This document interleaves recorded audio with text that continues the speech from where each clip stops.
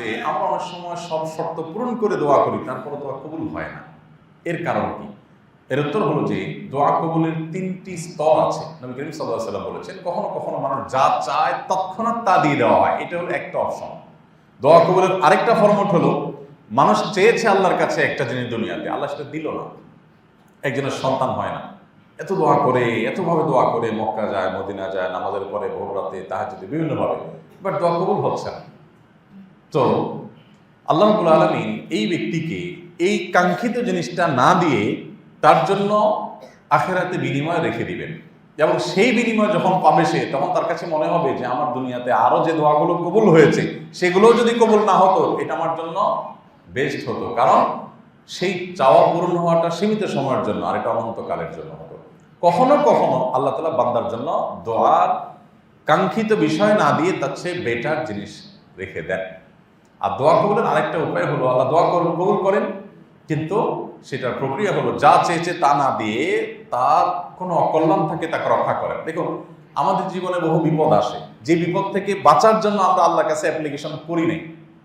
হয় না অনেক সময় যে একদম চোখের পাশ দিয়ে একটা কিছু চলে গেছে, আর 2 ইঞ্চি এদিকে আসলে আমার চোখটা শেষ হয়ে যাবে, গাড়িটা মাত্র 1 হাত দূর দিয়ে চলে গেছে, আর অল্পের জন্য আমি নিচে পিষ্ট হয়ে যাই না, হয় না এরকম?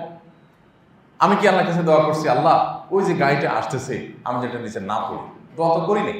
উইদাউট অ্যাপ্লিকেশন আল্লাহ সুবহানাহু ওয়া তাআলা আমাদের প্রতি অনেক সময় অনেক বিপদ থেকে আমাদেরকে রহম করেন। এগুলো কখন হয়ে থাকে? অনেক দোয়া আমি করেছি, আল্লাহর কাছে আমি চেয়েছি আল্লাহ এই জিনিসটা দেন, হয়তো আমার এর চাইতে বড় বিপদ আসছে, আমি জানি না, তো আল্লাহ তাআলা আমার এই দোয়াটা কবুল না করে ওইটা থেকে অনেক সময় হেফাজত করেন।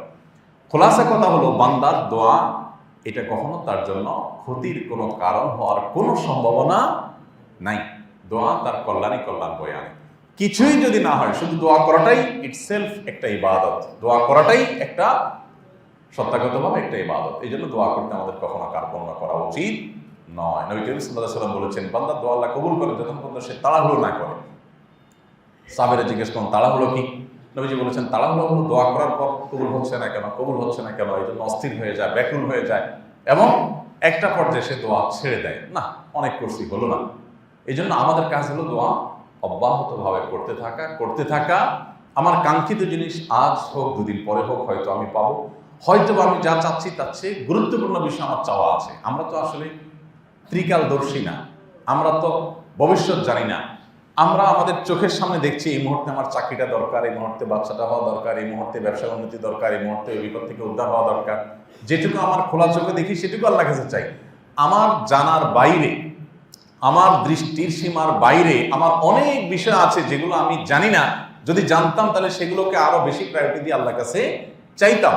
সেজন্য আমার চাওয়া আমি পেশ করব, আল্লাহ সুবহানাহু ওয়া তাআলা আমার দোয়ার কারণে যা প্রয়োজন সেটাই আমার জন্য দিবেন। এই জন্য ভাইরা, দোয়া করতে কখনো কার্পণ্য, কখনো অলসতা, কখনো অবসাদ যেন আমাদের না আসে। এটাকে অনবরত করতে থাকা উচিত।